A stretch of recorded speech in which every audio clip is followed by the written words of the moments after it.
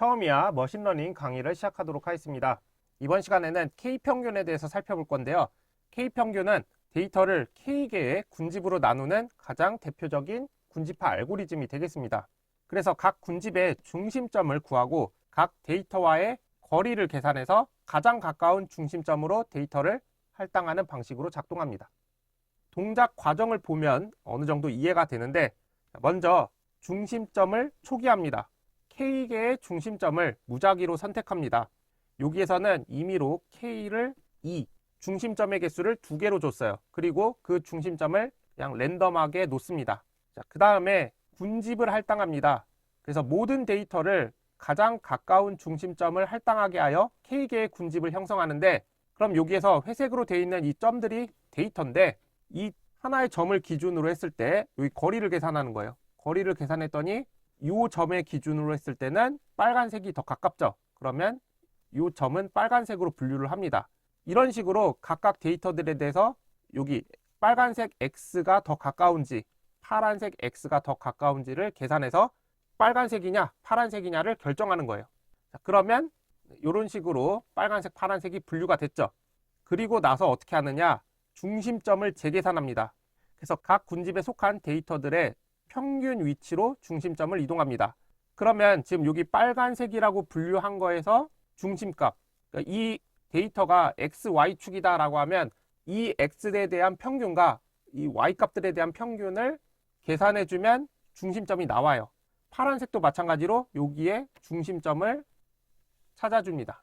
그리고 나서 또 다시 같은 작업을 반복하는 거예요. 군집을 할당해 줍니다. 그러면 이 점들에 대해서 빨간색이 더 가까운지 파란색이 더 가까운지를 계산하는 거예요.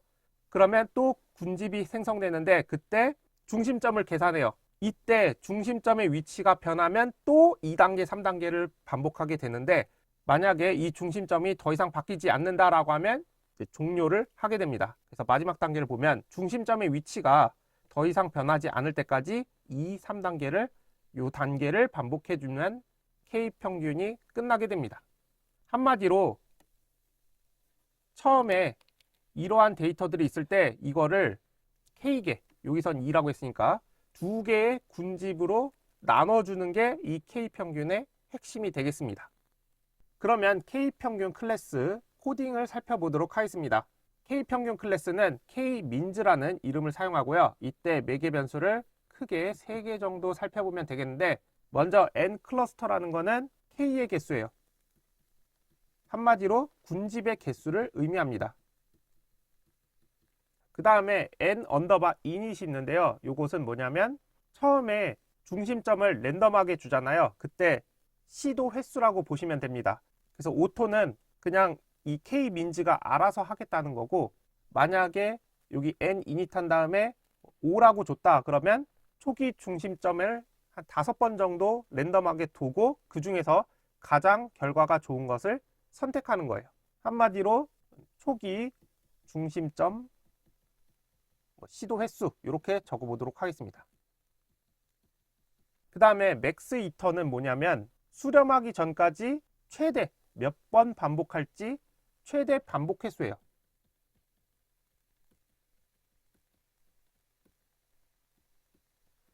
그래서 맥스 이터를 300으로 하면 다시요. 아까 1단계, 2단계, 3단계, 2단계, 3단계, 2단계, 3단계 이렇게 동작을 하잖아요. 그때 2단계, 3단계를 하면서 중심점이 계속 바뀌어요. 그 중심점이 무한히 바뀔 수도 있어요. 그렇기 때문에 이렇게 맥스 이터를 통해서 최대 300번까지만 제한하는 거예요. 그래서 이 숫자가 넘어가면 거기서 그냥 K민즈 알고리즘이 끝나게 됩니다.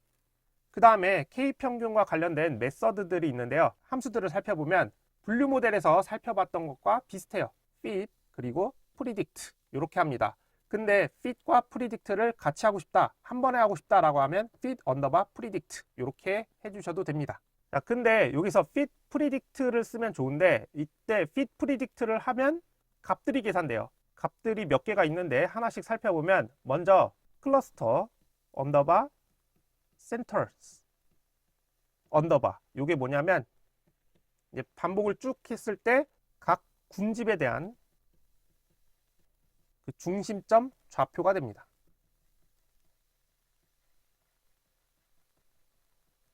최종 중심점 좌표가 되는 거고요. 그 다음에 라벨스가 있습니다. 레이블스. 요거는 학습 데이터들이 쭉 있을 텐데 그게 어느 군집에 속하는지 알려주는 거예요.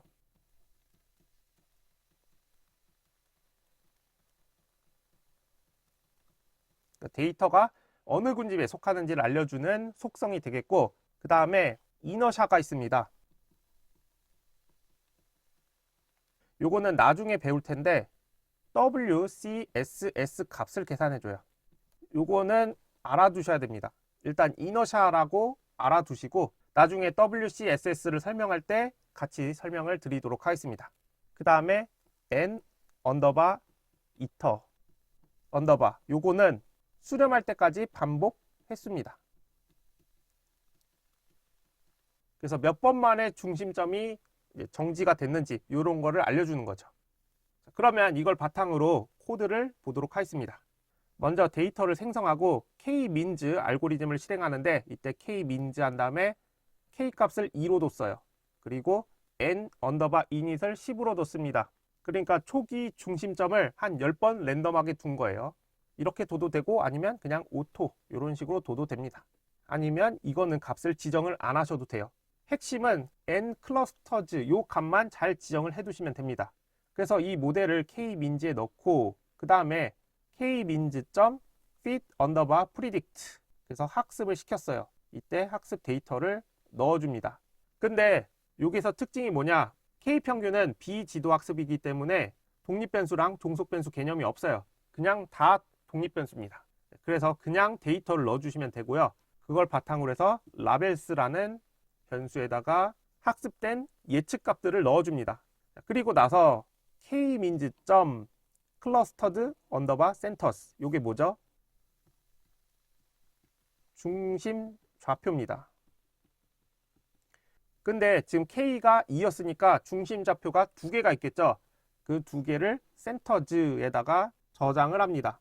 사실 그리고 centers를 바로 프린트를 해도 되는데 좀 더 알아보기 쉽도록 하기 위해서 포문을 이용해서 쪼개서 출력을 시키고 있습니다. 그래서 centers는 K가 지금 2개이기 때문에 length가 2가 되고요. 그러면 i는 0일 때랑 1일 때 반복을 하게 됩니다. 그래서 i가 0일 때는 여기 i에 0이 들어가죠. 그래서 군집 0 중심하고 센터즈의 0번지 값, 지금 여기 중심 좌표를 센터즈에다 저장했잖아요. 여기에 0번지의 값이 2.56입니다. 그 다음에 다시 반복문을 돌리면 i가 1이죠. 그래서 i가 1일 때는 군집 1의 중심 한 다음에 15랑 30 이렇게 출력이 됩니다. 그리고 프린트, 요거 뭐죠? 프린트 안에 아무것도 없으면 그냥 개행만 하죠. 그래서 개행을 했습니다. 그리고 나서 또 포문을 이용해서 값을 출력할 건데요. 뭘 출력할 거냐? len 라벨스입니다. 라벨스는 뭐냐? 아까 k-mean을 통해서 예측 값까지 뽑아낸 거죠. 그래서 예측 값을 하나하나 출력해 보니까 처음에 2,5는 군집 0, 3,7은 군집 0이에요. 그럼 이거 간단하게만 볼게요. 여기 앞에 2랑 3을 평균 내면 2.5죠. 그리고 5랑 7을 평균 내면 6이죠. 이런 식으로 확인할 수도 있습니다. 그리고 나머지 데이터는 군집 1에 속했네요. 그러니까 이 데이터는 군집 1. 이런 식으로 K평균 알고리즘이 동작합니다. 자, 그러면 K평균의 장점을 보면 직관적이에요. 그래서 중심점이 그냥 이동한다, 이 개념만 알고 있으면 K평균이 어떻게 동작하는지 알 수가 있죠. 그리고 연산 속도가 빠릅니다. 그래서 계산이 빠르기 때문에 대규모 데이터셋에서도 신속하게 결과를 도출할 수 있고요. 확장성이 좋습니다. 메모리 사용량이 적어요. 그러니까 중심점의 좌표만 기억을 하고 있으면 되기 때문에 메모리 사용량이 적어서 대용량 데이터를 처리하는 데 적합합니다. 하지만 단점으로는 군집수를 설정해 줘야 돼요. 이게 중요합니다. 그래서 처음에 K값을 몇 개로 해야 될지가 정해져야 돼요. 근데 다행히도 군집수를 결정하기 위해서 엘보우 방법 등이 있습니다. 이 엘보우 방법을 할 때 앞에서 설명 안 했던 WCSS라는 게 나오게 됩니다. 그래서 군집수 설정하는 게 최대 단점 중에 하나였는데 그걸 엘보우 방법을 통해서 어느 정도 극복할 수 있다. 그 다음에 군집 제약이 있습니다. 불규칙한 구조의 군집은 식별이 어렵습니다. 그래서 군집 간의 데이터 개수 차이가 극심할 경우에 성능이 떨어집니다. 그리고 초기값 의존성이 있는데요. 초기 중심점을 어디다가 두느냐에 따라서 결과가 달라지게 됩니다. 그래서 아까 K-means 클래스 만들 때 N-init 옵션을 통해서 어느 정도 보완해 주는 거죠. 그리고 이상값에 굉장히 민감해요. 평균값을 기반으로 중심을 이동시키기 때문에 극단적인 값이 있으면 중심점이 왜곡됩니다. 자, 그러면 K값을 결정하는 방법 중에 하나인 엘보우 방법에 대해서 살펴보도록 하겠습니다. 요거는 K값을 변화시키면서 군집 내의 응집도를 나타내는 WCSS의 변화를 관찰하는 건데요. 일반적으로 K가 증가하면 WCC는 감소합니다. 그래서 K랑 WCSS 그래프를 그려보면 이런 식의 그래프가 나타나게 됩니다. 네, 그래서 뭐 다른 거 설명들이 쭉 있는데 그거는 그냥 부차적인 설명이고 맨 위에 요 설명이 중요합니다. K가 증가하면서 WCSS는 감소한다. 요 개념을 봐두시면 되고요. 그러면 요 엘보우 방법은 뭐냐? 이 WCSS가 이런 식으로 변화를 하게 되는데 이때 급격하게 꺾이는 부분이 있죠. 이 꺾이는 부분에 K값을 선택하면 좋다라는 게 엘보우 방법이 되겠습니다. 네, 그러면 코드를 통해서 살펴보도록 하겠습니다. 여기 데이터가 있고요. 그 다음에 WCSS를 저장할 리스트를 하나 생성해 줍니다. 이거 비어있는 리스트예요. 이 상태에서 포문을 돌려서 K값을 다양하게 두려고 합니다. 레인지 1,7이니까 1부터 6까지죠. 7 미만까지. 그러면 K가 1일 때, 2일 때, 3일 때, 4일 때, 5일 때, 6일 때 동작을 하게 됩니다. 그러면은 K가 처음에 1일 때 여기 N 클러스터가 1이 되는 거죠. 이 상태에서 K-min 알고리즘을 동작시킵니다. 그리고 fit 학습을 시켜요. 학습을 시키고 나서 그 K-mins의 이너샤 언더바 이렇게 하면은 WCSS 값이 나오죠. 그러면 이 WCSS 값을 append 추가시키는 거예요. 이런 식으로 K가 2일 때, 3일 때, 4일 때, 5일 때, 6일 때까지 WCSS 값을 저장하는 거죠. 그리고 나서 이거를 시각화해 줍니다. 여기서 딴 것보다 이 값이 중요한 거죠. 레인지 1,7이니까 1, 2, 3, 4, 5, 6이라는 값을 X축에 넣어주고요. WCSS 값을 Y축에 넣어줍니다. 그랬더니 점이 이런 식으로 찍힌 거예요. 그러면 이 그래프를 봤을 때 급격하게 꺾이는 이 부분이 K값으로 적당하다라고 판단을 하게 되는 거죠. 그러면 K는 2를 선택해 주는 것이 좋습니다. 만약에 그래프를 그리기 힘들다라고 하면 그냥 WCSS 값을 볼 텐데 그때 급격하게 떨어졌다가 완만하게 바뀌는 그 부분의 K값을 선택해 주시면 되겠습니다. 그리고 나서 K가 2라는 거를 찾아냈죠. 그러면 이걸 가지고 모델링을 하게 됩니다. 그래서 K-min 한 다음에 N-clust 2하고 N-init은 10, 초기값을 10번 랜덤하게 시도해 보는 거죠. 그리고 그걸 가지고 fit, predict 학습하고 예측값까지 뽑아냅니다. 그리고 나서 clustered center 이렇게 하면 중심점을 가져오는 거죠.